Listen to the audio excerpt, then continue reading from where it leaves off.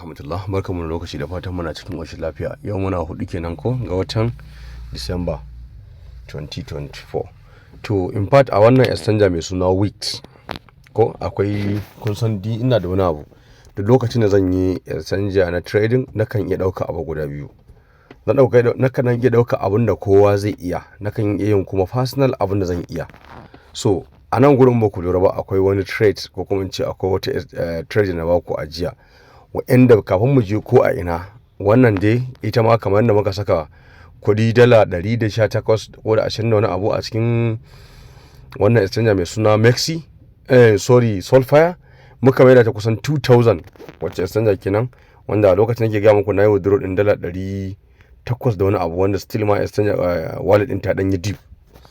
To a cikin wannan bidiyon ina da abu da nake so ina a ciki, ma'ana yadda zamu yi dinga amfani da wannan Wix din.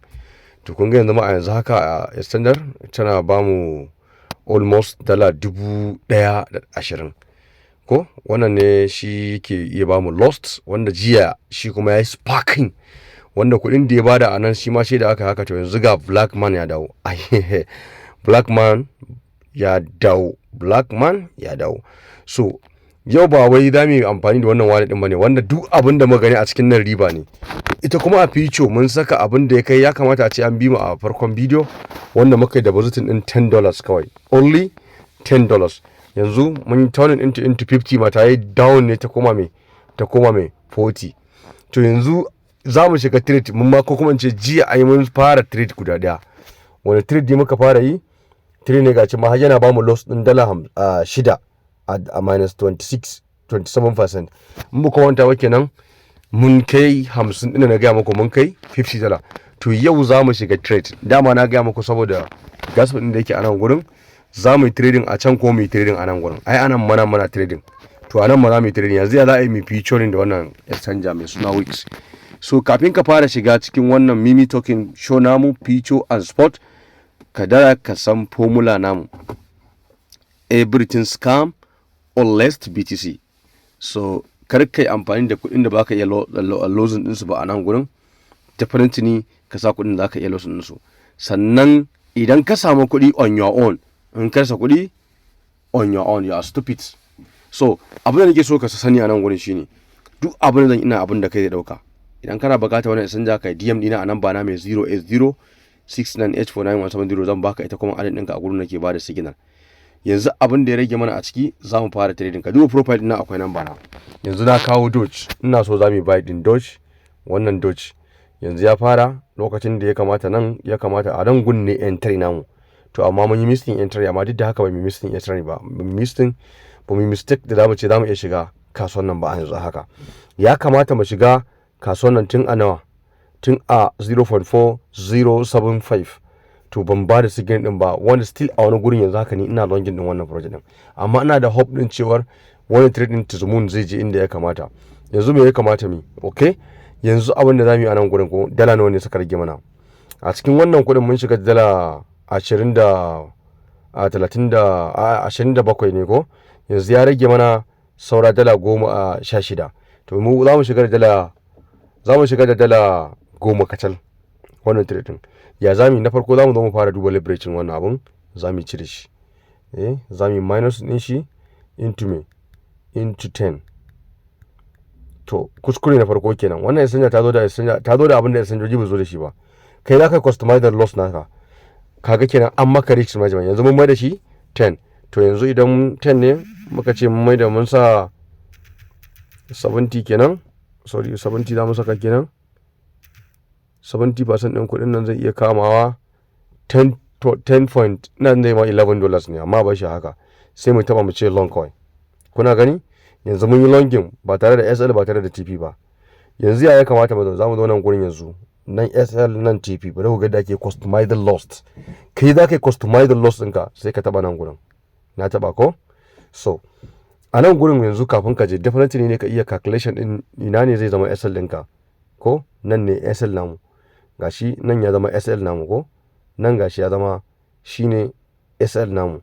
Shine zai kama 0.4042. Ban bashi haka. Sai mu je. Sai mu taba yanzu. gashi za mu taba sai mu zo mu saka wannan stop loss namu 0.4042. to yanzu za mu yi customize loss namu, mu za mu ja mu ce ga iya 0.4 ɗin za mu je ga iya adadin abin da muke so a rasa a bamu, sai mu ja haka $1 gani $3.4 za mu iya rasawa a wannan trade din, sai mu confirm. to yanzu za mu je mu gano TP ko za mu je mu ga ina ne TP namu. so the all time high din wannan project din a nan gurin banda gurin yan zuke nan za mu ce akwai 0.4. to definitely in za ka yi harin irin nan gurin sau tari baka fiye samun irin wannan trade ba, abin da za mu bari mu harin abin da ya kamata 0.4446 sai mu zo mu ce to yanzu shi trade din nan za mu zo ina SL ga TP kuma nan shine TP, sai mu taba sai mu zo mu rubuta 0.446. to shi ma za mu zo mu ja profit namu. to kaga nan gurin da muka shiga trade din nan ba, trade din bai bamu abin da muke so ba. ka san me yasa trade din bai bamu abin da muke so ba? zaka gani duk abin da za a yi hayagaga abin da za a iya bamu a trade din nan shine za a iya bamu $4.8, almost $5. to $4.8 no muka ci loss $3. ya kamata a ce muna da me, muna da 1/3 1/4. in an ce SL sau daya muka ci fi ɗaya za mu iya recovering kuma muna cikin riba. yanzu kaga wannan ba zai iya da a ce ya kai $15 ko $20 shine muna da 1/3 ko 1/4. yanzu ya zami, so za mu je mu duba a cikin taking profit namu akwai high possibility kasuwa ta je nan gurin sai mu taba 1D. ma'ana yanzu a wanne zone muke, kaga a zone din da muke muna expecting din kasuwa ta zoom ne. to bari mu zo mu dau all time high din wannan saboda mutane su iya cewa ba za su closing market TP din mutane yanzu haka yana a nan gurin. mu especially TP na farko mutane za ka gansu a nan gurin za su saka TP din su, sannan kuma akwai TP na biyu a saman nan gurin da kuke gani, kun ga nan da kasan nan saman wannan yawa daidai nan gurin zai zama 44. bari mu sa 45 sai mu je mu duba mu taba SL TP, sorry mu taba TP sai mu zo mu ce 0.456 sai mu zo mu zuye mu gani. kaga har yanzu abin da muke kawai 1/2 ne, 1/2 to above, 1/2 to above. idan lower straight ake so ya zama kamar wannan TP din, misali ina zuwa ko yawa gashi nan yau sama ka kamar nan gurin ya mamaye da shi wanda daily kenan ko. to a daily da all time high din mu shine 0.48. to amma zamu iya sa 0.87 saboda mai yawanci mutane anan za su saka mai TP nasu. to bari ka gani inda zamu zo mu ce to muna so mu editing 0.74 474. to da zamu zage da ga zamu samu 1/3 insha Allah. da zamu ji haka kaga muna da mai 1/3 to above. zamu ci SL guda 3 amma mun ci TP ɗaya zamu mai da asarar nan mu aida ta mu mai da ta kuma sannan muna cikin still 1.4 riba sai mu confirm. to yanzu kenan kaga yanzu SL din nan ya daidai da abin da muke so mu shiga a trade. SL din mu ya daidai da abin da zamu shiga trade, haka ya kamata. saboda me kar ka yarda a trade zaka rasa $10 kuma ka ce wa $15 zaka samu ko $3 ko $7 a TP dinka. kaga kenan baka da me, baka da risk properties zaka da shi. saboda kaga anan gurin nan mai zaka yi customizing bayan ka saka kai zaka ja, in ka ja zaka ga adadin abin da zaka yi mai loss. in yayi yawa sai ka dan rage, in yayi yawa sai ka dan rage, in yayi yawa sai ka dan rage. definitely ne ka rage loss side ɗinka.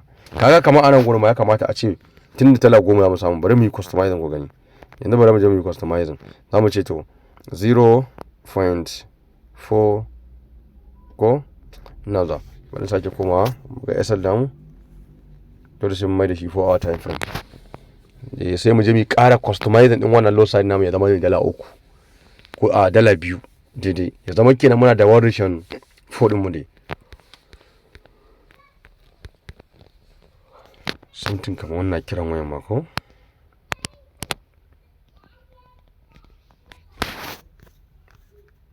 ina ganin za mu iya customizing ma a haka ne kamar zan iya haddace abin da za mu iya sakawa shine za mu iya saka 0.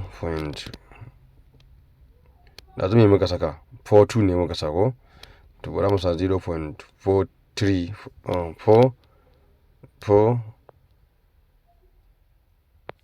4 misali mu sa 4 sai mu zo mu ja